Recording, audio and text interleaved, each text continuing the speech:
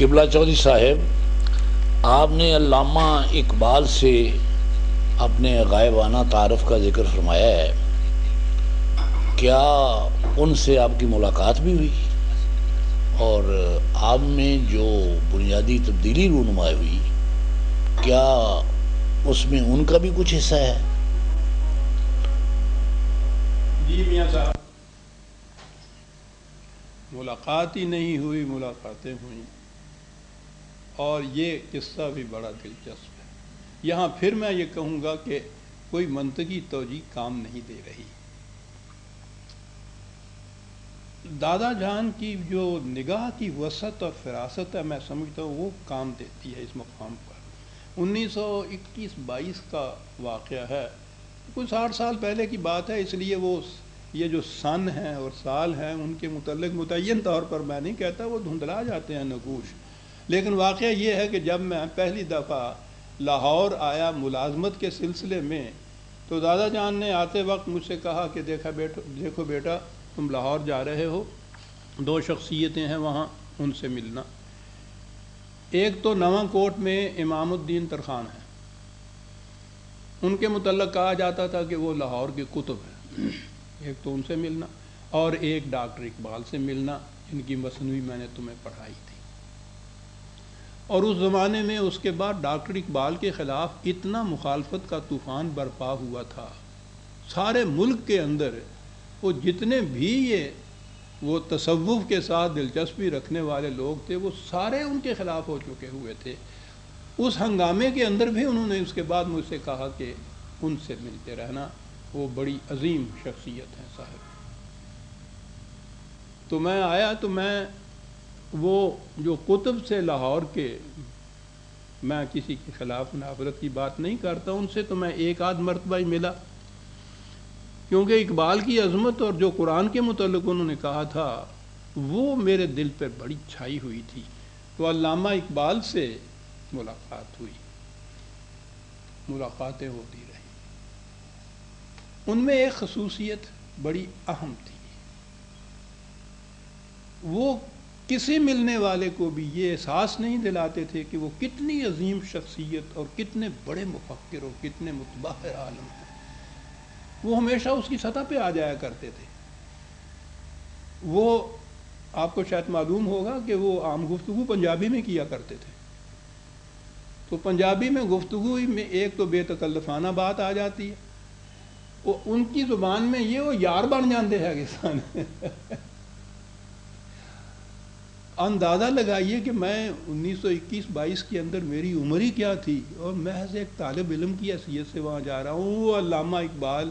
لیکن انہوں نے بہت جلدی یہ جو تفاوت تھا درمیان کا مٹا کے، وہ یرانہ گنڈ لیا انہوں کہنے نا، یہ صورت تھی، اور یہ بڑی چیز تھی ان میں۔ اس سے اکتساب فیض کے دروازے کھل جاتے تھے، جرأتیں بے باک ہو جاتی تھی ان سے گفتگو کرنے کی۔ ایسا ہوتا تھا جیسے ہم برابر کی حیثیت سے گفتگو کر رہے ہیں صاحب۔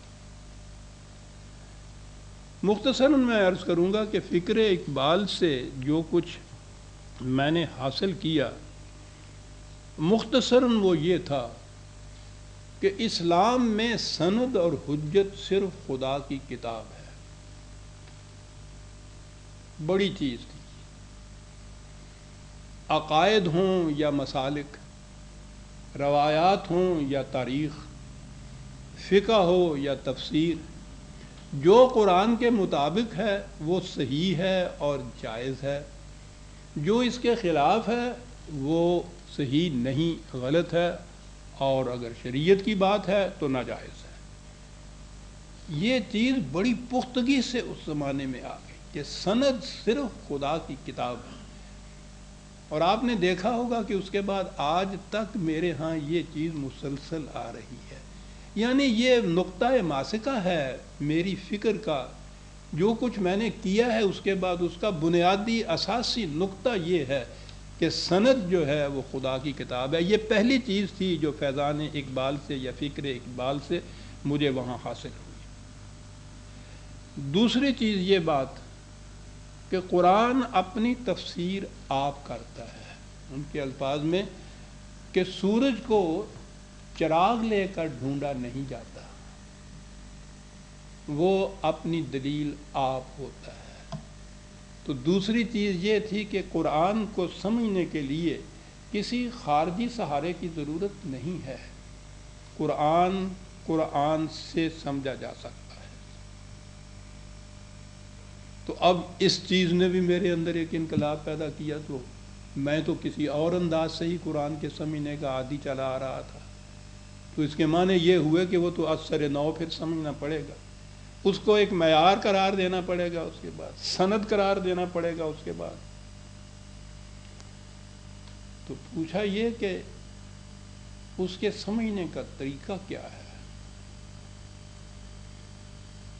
وہ ان کے دو فکرے نہیں، ایک فکرے کے دو ٹکڑے ہیں، متعدد مقامات پہ انہوں نے اس کو دہرایا بھی ہے کہ قرآن سمجھنا ہو تو محاورہ عرب اور تصریف آیات کی روح سے سمجھا جا سکتا ہے۔ یہ اصطلاحی چیز ہے، اس کے معنی یہ ہیں محاورہ عرب کے، اور بڑی اہم چیز ہے یہ۔ انہوں نے کہا کہ زمانہ نزول قرآن میں قرآن کریم کے الفاظ کے جو معانی اور مفہوم وہاں کے عرب اس زمانے کے عرب لیتے تھے، وہی اس کے صحیح معنی ہیں، اس لیے کہ علم الالسنہ کے علماء اس حقیقت کو جانتے ہیں کہ مرور زمانہ سے زبان پر بڑا اثر پڑتا ہے، اور اس کے الفاظ کے معنی کہیں سے کہیں چلے جاتے ہیں، اور بڑی تبدیلی اس میں واقع ہوتی ہے۔ تو انہوں نے کہا کہ عربی زبان تو وہی ہے آج بھی، لیکن ان مفردات، قرآن کے ان الفاظ کو مفردات کہتے ہیں، مفردات قرآنی کے وہ مفاہیم جو اس دور میں ان عربوں کے سامنے تھے اور جنہیں کچھ پوچھنے کی ضرورت نہیں پیش آئی، جنہوں نے کوئی تفسیر نہیں لکھی، جنہوں نے کوئی لغت نہیں لکھا، وہ جب لفظ سامنے آتا تھا تو سمجھ جاتے تھے کہ کیا کہا ہے۔ وہ جب تک مفہوم سامنے نہیں ہوگا قرآن سمجھ میں نہیں آ سکتا۔ تو یہ تو ہے محاورہ عرب۔ اور دوسری چیز، بلکہ اسی محاورہ عرب میں انہوں نے کہا، اور ان کی تحریروں میں یہ چیز موجود ہے، یہ تو ان کا بنیادی نقطہ ہے کہ عربی زبان پر یا قرآن کے مفردات پر کچھ بہت دور جا کر اس کا اثر نہیں پڑا۔ عباسیوں کے زمانے میں انہوں نے کہا کہ یہ ملوکیت یا مملکت تو یہ اس عربوں کی تھی، لیکن اس میں ذہنیت اور ثقافت ساری ایرانیوں کی آ چکی ہوئی تھی۔ یہ عجیب چیز ہے، جیسا کہ آپ کو شاید معلوم ہو کہ شیعہ حضرات کے تو ایک طرف رہا، سنیوں کے احادیث کے جو 6 مجموعے ہیں جنہیں صحائح ستہ کہا جاتا ہے، صحیح ترین مجموعے احادیث کے 6 کے 6 مجموعوں کے جو جامعین ہیں وہ سارے ایرانی ہیں، ایک بھی عرب نہیں ہے۔ یعنی نبی اکرم صلی اللہ علیہ وسلم اور حضور کے زمانے کے صدر اول کے قوائف و واقعات و روایات، ان کو جمع کرنے والا، ان پہ تنقید کرنے والا، ان پہ چھانٹی کرنے والا کوئی عرب نہیں ہے، ایرانی ہے۔ سب سے پہلی تاریخ آپ کے ہاں جو مبسوط لکھی گئی وہ لکھنے والا ایرانی ہے۔ سب سے پہلی تفسیر جو آپ کے ہاں قرآن کی لکھی گئی وہ لکھنے والا ایرانی ہے۔ آپ کو یاد ہے اقبال کے ہاں ایک اصطلاح ہے عجمی اسلام۔ جی جی بالکل۔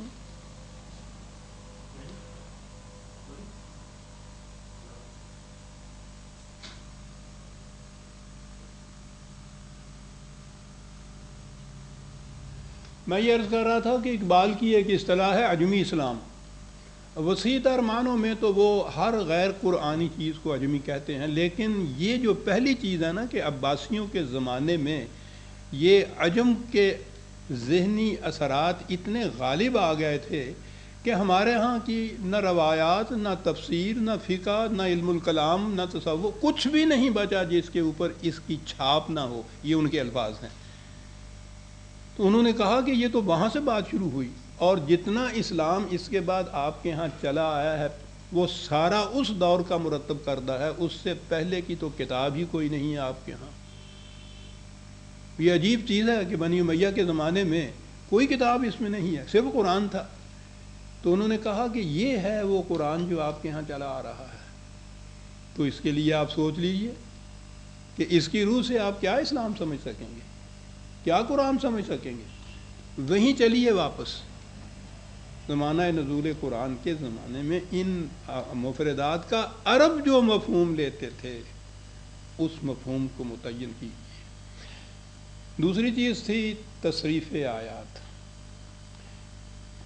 قرآن کریم کا انداز ہماری تصنیفات جیسا نہیں ہے۔ ہماری کتاب یوں ہوتی ہے کہ اس میں باب ہوتے ہیں، ہر باب کا ایک موضوع ہوتا ہے، اور جو کچھ اس موضوع کے متعلق کہنا ہوتا ہے اس باب کے اندر کہہ دیا جاتا ہے، پھر اگلا باب آتا ہے، پھر اس کے بعد اگلا باب آتا ہے، پھر اس سے معلوم ہو جاتا ہے کہ کس باب میں کیا کچھ لکھا گیا ہے۔ قرآن کا انداز یہ نہیں ہے۔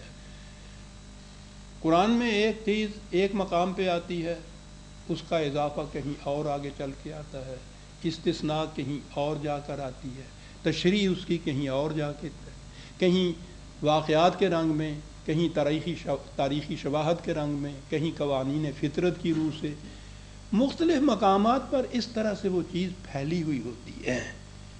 اگر ایک موضوع کے متعلق آپ نے قرآن کے متعلق سمجھنا ہو کہ قرآن کیا کہتا ہے تو یہ سارے مقامات آپ کے سامنے بیک وقت ہونے چاہیے۔ احکام کے سلسلے تک تو یہ آسان بات ہے کہ کہاں کہاں یہ آیا ہے، وہ تو الفاظ سے بھی یہ چیز ہو سکتی ہے اکٹھی، لیکن جب حقائق اور معارف کی طرف آئیں گے، جب اصول و اقدار کی طرف آپ آئیں گے تو وہ مختلف انداز میں پھیلی ہوئی چیز آپ کو ملے گی۔ ہو سکتا ہے کہ لفظی اعتبار سے وہ بات ویسے ہو ہی نہ، لیکن معنوی اعتبار سے اس کے اندر سے وہی چیز نکلا ہے جس کی تلاش آپ کو ہے۔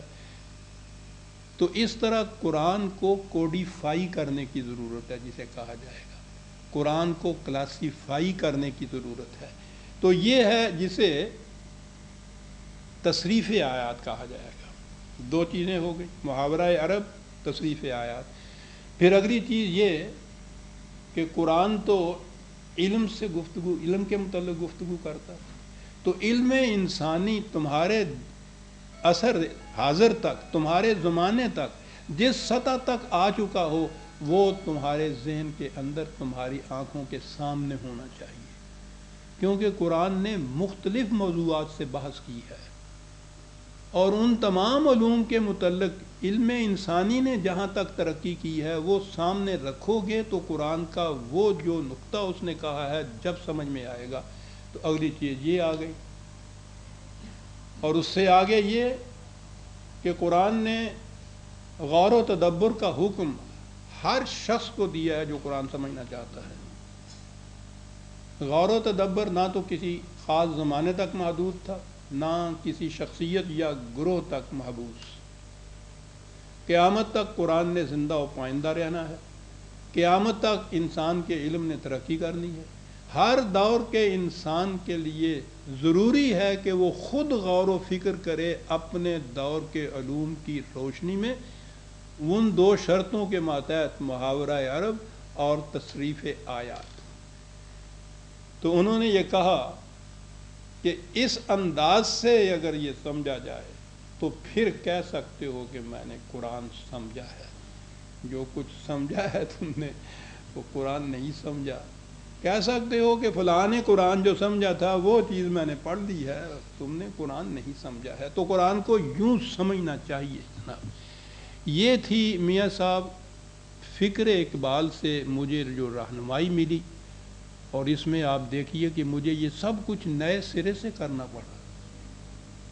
وہ اتنا ہی نہیں ہوا کہ فکری طور پہ کوئی تبدیلی ہوئی، بلکہ بات یہ تھی کہ اگر مجھے واقعی قرآن سمجھنا ہے تو یہ تو پھر ایک بالکل نئی پٹڑی تھی جس کے اوپر ایک اس ریل نے پڑنا تھا۔ یہ چیز تھی جو اس دور میں آئی۔ آپ سوچئے کہ ابھی میری عمر کیا تھی، اور اس کے ساتھ یہ کتنی بڑی چیز ذمہ دارانہ تھی، کتنا بڑا یہ وہ سنگ تراشی تھی، خارہ شگافی تھی جس میں سے جوئے شیر کا لانا تھا۔ بہرحال یہ چیز لے کے اقبال کے میکدہ سے میں باہر آیا، اور نکلا جو میکدے سے تو دنیا بدل گئی۔